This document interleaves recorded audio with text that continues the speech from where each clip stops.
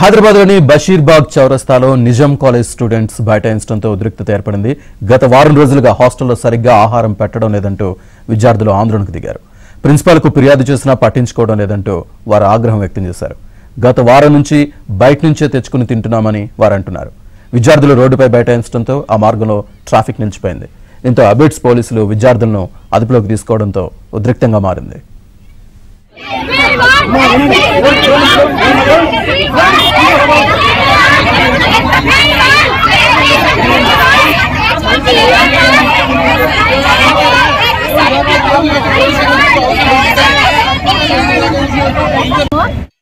Hostel 8 members ఉన్నాం. Science department పాలన చేస్తున్నాం మేము ఈ రోజు.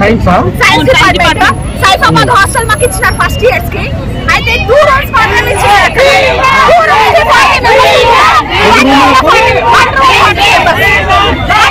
మెంబర్స్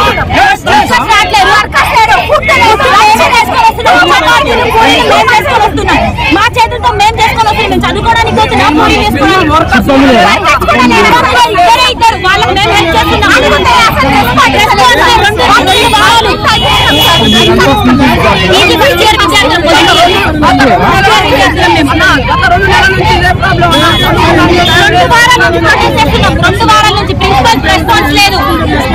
సైఫాబాద్ హాస్టల్లో ఉంచినారు మమ్మల్ని.